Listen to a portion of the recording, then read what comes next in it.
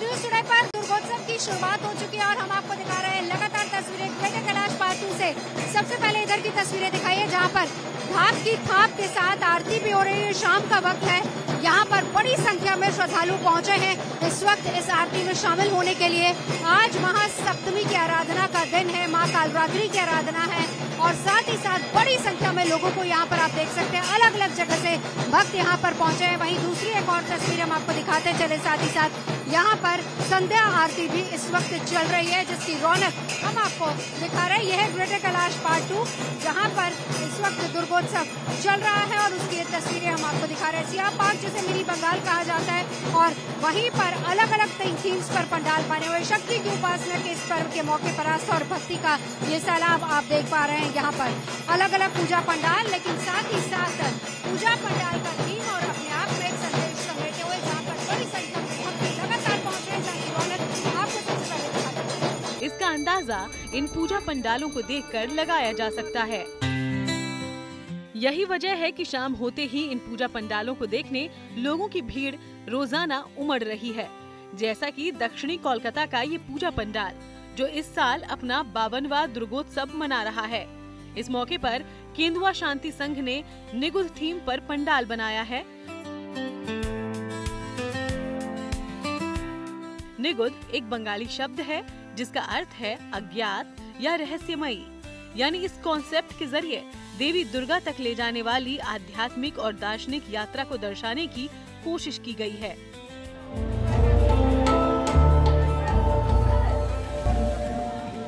इतना ही नहीं, इस पंडाल में बजने वाला संगीत और लाइटिंग इस थीम को जीवंत करने की कोशिश कर रहा है। इसमें सबसे बड़ा बात यह है कि ये जो साउंड डिजाइन जो किया है मेरा लड़का ही किया है और उस साउंड पहले मेरे को आया था हाथ में। उस साउंड को मैंने ईयरफोन में लेके स्पेस डिजाइन किया क्योंकि ये साउंड से विजुअल मेरे को मिला है।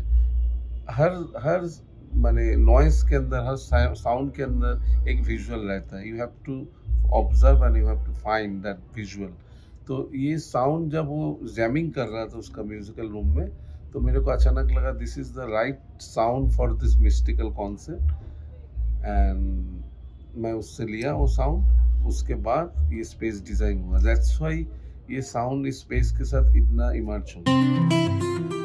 कोलकाता में ऐसे कई और पूजा पंडाल है जिनकी चर्चा काफी हो रही है। इन्हीं एक पूजा पंडाल में से है सॉल्ट लेक आईवी ब्लॉक दुर्गा उत्सव समिति का ये पंडाल, जिसे मिनी दुबई की तर्ज पर बनाया गया है। यहाँ दुनिया की सबसे ऊंची इमारतों में से एक बुर्ज खलीफा समेत 7 वंडर्स ऑफ दुबई को बनाया गया है। इस पंडाल का थीम दुबई दुर्गे दुर्गा है जो लोगों को काफी आकर्षित कर रहा है। इस बार की जो थीम है वो है दुबई दुर्गे दुर्गा, यानी हम ये दिखाना चाहते हैं कि हमारे जो सनातनी परंपरा है वो अरब देश तक, यहाँ तो दुनिया भर में फैल जाए। ये हमारे एकमात्र सोच है। इसी के तहत पे 7 वंडर्स ऑफ दुबई, इसी को आप देख पा रहे हैं। इस बार ये 39 साल इस समय रनिंग चल रहा है, इस साल रनिंग चल रहा है। भीड़ इतना हो रहा है कि अमेजिंग है, आपको हम क्या बताएं। और सभी दर्शक के लिए हम ये कहना चाहूंगा कि 7 वंडर्स ऑफ दुबई अगर देखना है तो जरूर आपको अवश्य आना है यहाँ पे कलकत्ता में, क्योंकि कहते हैं कलकत्ता में 12 महीना में 13 पूजा होता है। यही सच है। कोलकाता की तरह बंगाल के दूसरे शहरों में भी सजे दुर्गा पूजा पंडाल अपनी थीम के कारण काफी लोकप्रिय हैं। सन 1999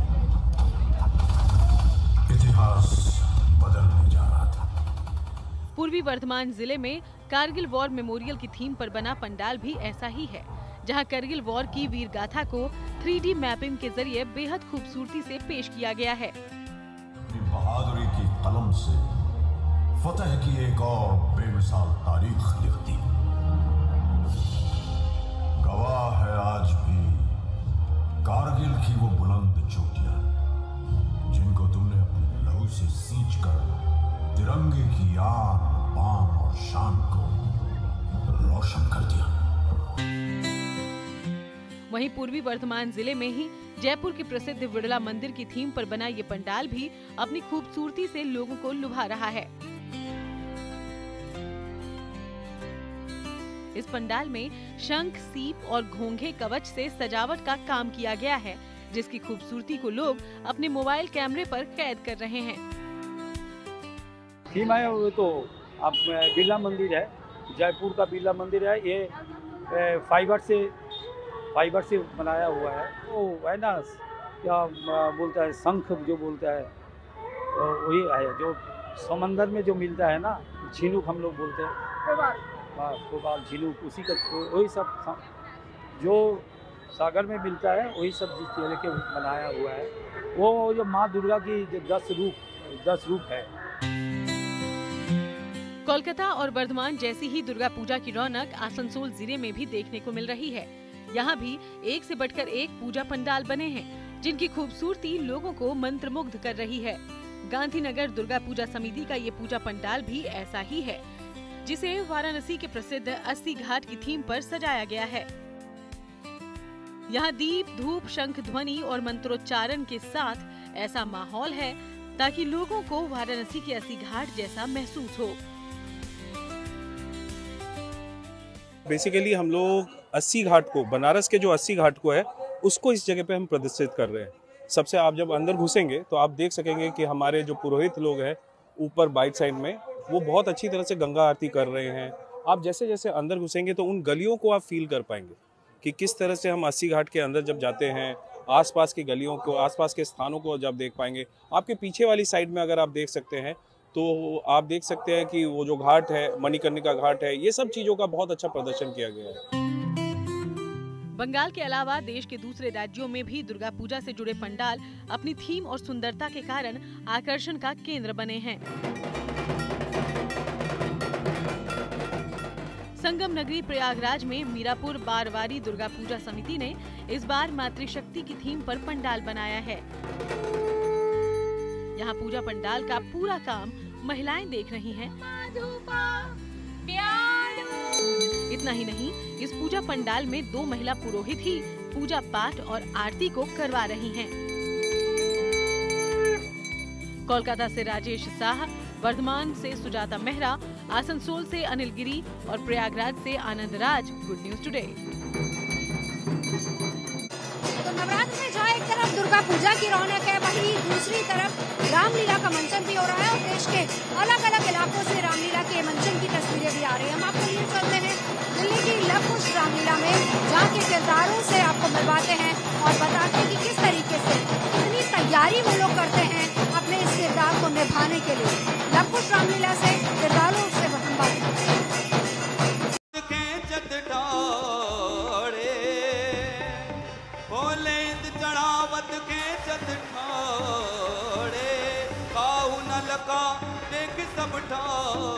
दिल्ली की लवकुश रामलीला में रामायण से जुड़े प्रसंगों का बेहद शानदार मंचन इन दिनों हो रहा है।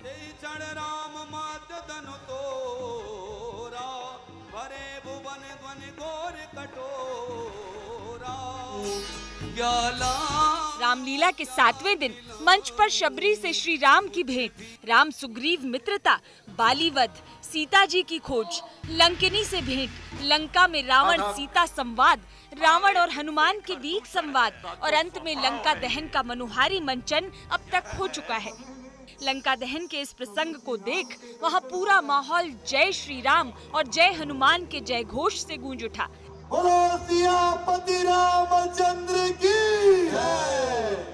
दिल्ली की इस रामलीला में टीवी और फिल्म जगत की कई जानी मानी हस्तियां विभिन्न भूमिकाओं में नजर आ रही हैं। इस बार भगवान श्री राम के रूप में अभिनेता किंशुक वैद्य, जबकि लक्ष्मण के किरदार में डॉक्टर राजन शर्मा और माता सीता के रूप में रीनी आर्या नजर आ रही हैं।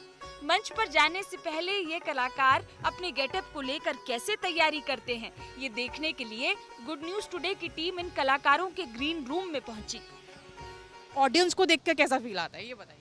बहुत अच्छा लग रहा है, जो रिएक्शन आता है ऑडियंस का, मज़ा आता है।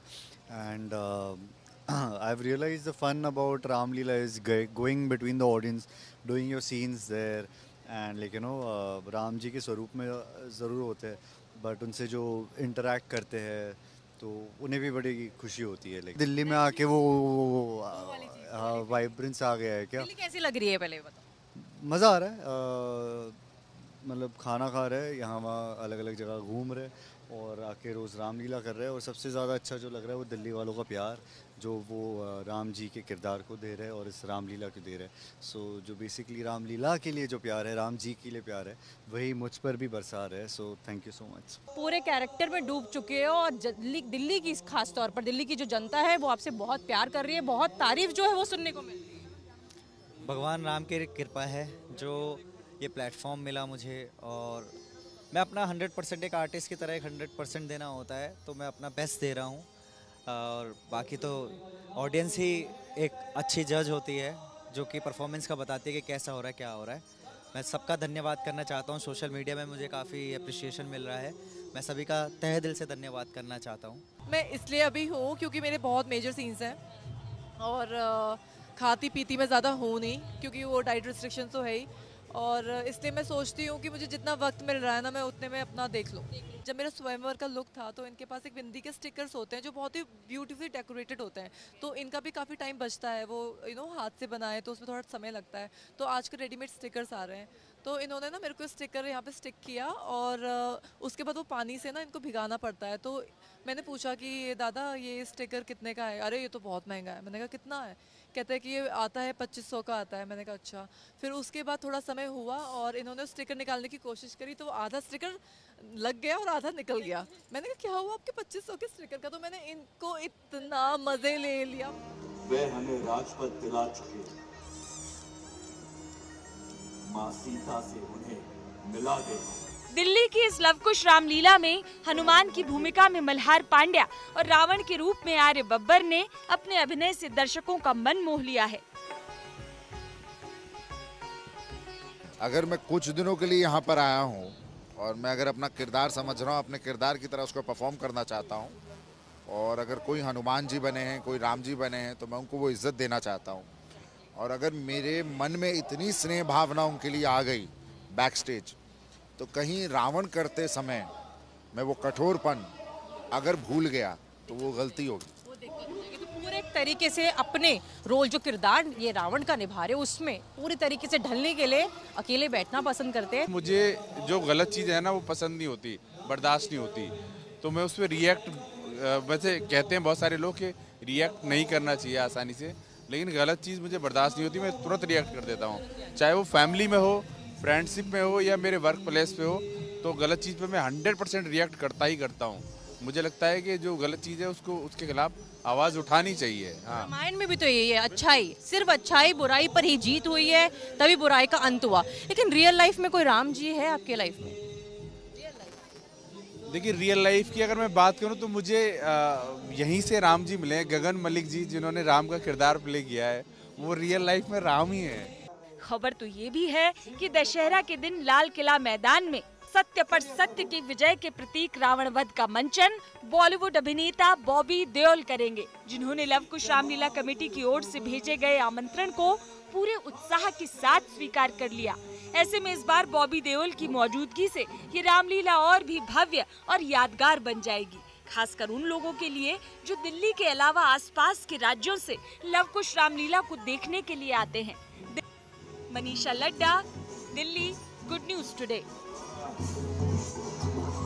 चलिए अब आपको मिलवाते हैं बीएसएफ के ड्रोन योद्धाओं से। सरहद की रक्षा के लिए तो हमेशा बीएसएफ तैयार रहती है, लेकिन किस तरीके से ड्रोन योद्धाओं की फौज भी तैयार हो रही है और कैसे वो करेंगे रक्षा और कैसे सुरक्षा का पहरा मजबूत होगा, तस्वीरों में देखते हैं।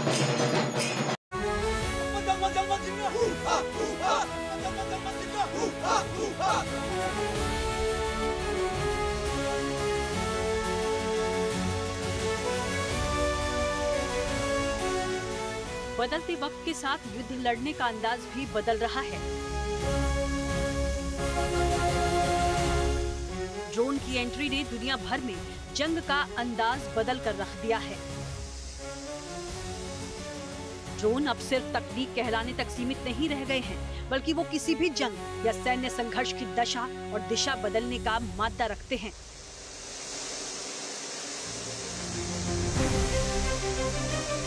आधुनिक युद्ध के इस दौर में ड्रोन हर देश के लिए नए योद्धा के तौर पर साबित हो रहे हैं, जिनकी मौजूदगी सुरक्षा की पूरी गारंटी देती है।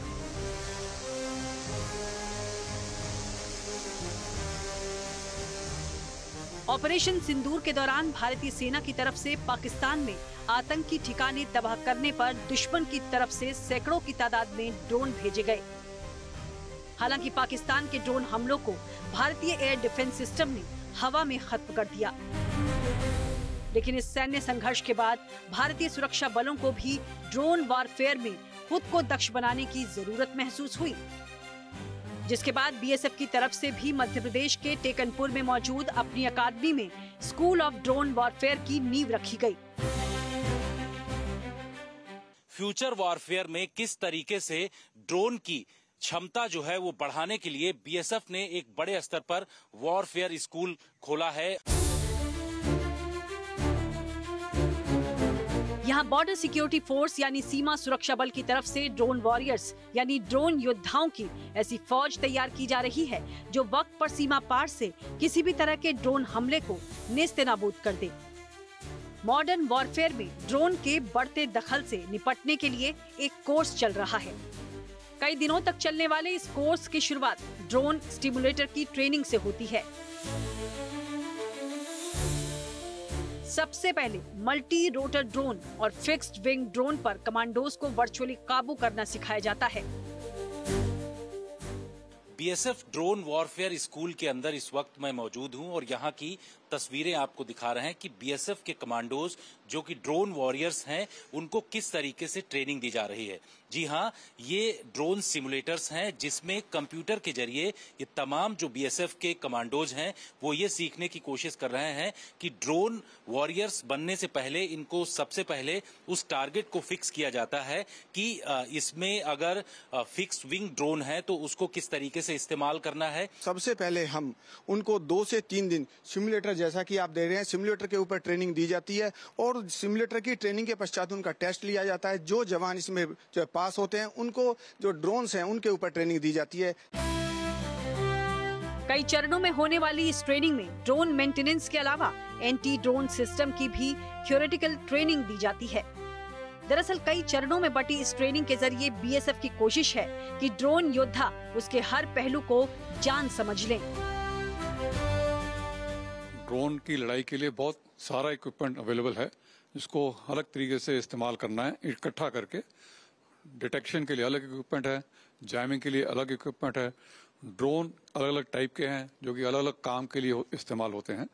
इसको मद्देनजर रखते हुए हमने जो ट्रेनिंग प्लान की है, सबसे पहले ड्रोन को फिजिकली उड़ाने की ट्रेनिंग, फिर इक्विपमेंट का इस्तेमाल उसको मेंटेनेंस करने की ट्रेनिंग, उसके अलावा जो एंटी ड्रोन इक्विपमेंट है उसकी टेक्निकल ट्रेनिंग, रेडार है उसके पीछे क्या साइंस है, कैसे काम करता है, जैमिंग कैसे होती है, उसके पीछे क्या साइंस है, इन सब चीजों की ट्रेनिंग दी जाएगी। तरह तरह के ड्रोन की थ्योरेटिकल ज्ञान के बाद बारी आती है प्रैक्टिकल ट्रेनिंग की। खुले आसमान में कमांडोज को पूरी तरह से स्वदेशी हेक्साकॉप्टर ड्रोन को भी उड़ाने के लिए ट्रेंड किया जाता है। हेक्साकॉप्टर ड्रोन में 6 रोटर यानी मोटर और प्रोपेलर लगे होते हैं जिससे उससे स्थिरता और वजन उठाने की क्षमता मिलती है।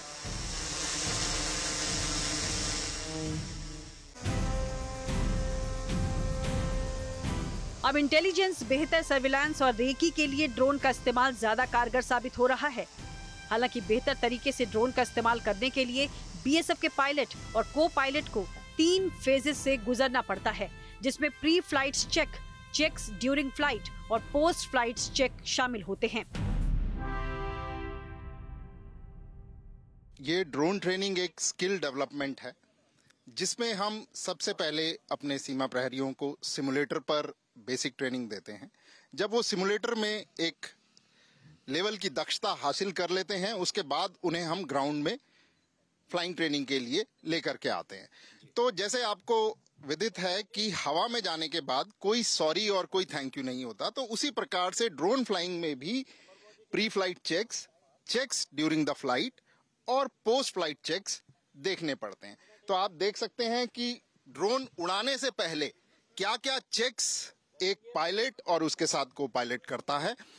जब वह यह निश्चित कर लेते हैं कि ड्रोन उड़ान के लिए ठीक है और पायलट जब उससे संतुष्ट हो जाता है उसके बाद ही टेक ऑफ करता है।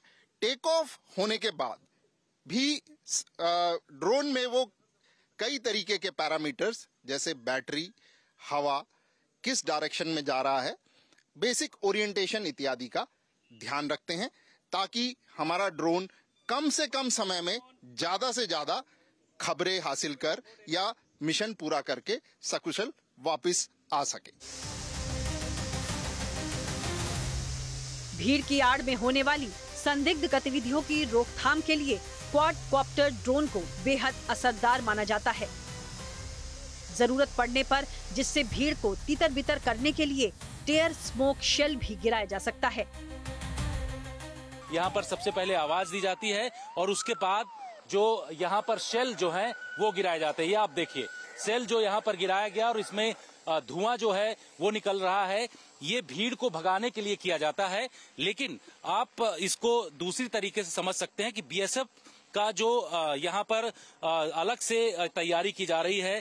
बीएसएफ का जो ड्रोन स्कूल है वो भी तैयारी कर रहा है और अब इस तरीके की तैयारी की जा रही है कि अगर इससे कोई पेलोड, बम या फिर आईडी किसी भी तरीके से दुश्मन के इलाके में गिराना है तो उसको भी गिराया जा सकता है। और इन तस्वीरों में आप देख रहे हैं कि किस तरीके से पेलोड को गिराने का जो प्रक्रिया है वो चल रही है।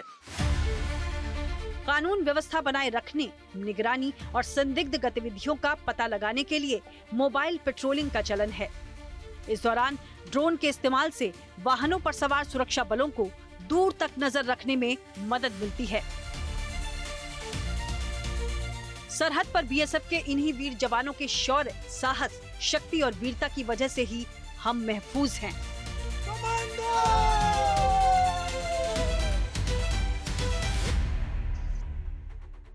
पिछले 4-5 साल से बीएसएफ बॉर्डर पे ड्रोन के कारण कुछ चैलेंजेस और कुछ चुनौतियों का सामना कर रही थी, जैसे कि ड्रग स्मगलिंग, वेपन स्मगलिंग, और ऑपरेशन सिंदूर के बाद ये ड्रोन की चुनौतियां और भी बढ़ गई हैं। तो इन चुनौतियों का अच्छे से सामना करने के लिए हमने ये स्कूल ऑफ ड्रोन वॉरफेयर की स्थापना की है और इस स्कूल ऑफ ड्रोन वॉरफेयर की स्थापना करने से पहले हमने 4-5 साल जो भी ड्रोन बीएसएफ ने पकड़े हैं उनका अध्ययन किया है, उनकी फोरेंसिक रिपोर्ट का भी अध्ययन किया गया है और उसके आधार पे इस ड्रोन वॉरफेयर स्कूल की स्थापना में ट्रेनिंग कोर्सेज का गठन किया गया है। हर बार बीएसएफ के इन रणबांकुरों की वजह से भी पाकिस्तान को उसकी छोटी से छोटी हरकत का भी मुंहतोड़ जवाब मिलता है। टेकनपुर से जितेंद्र बहादुर सिंह के साथ bureau report, good news today.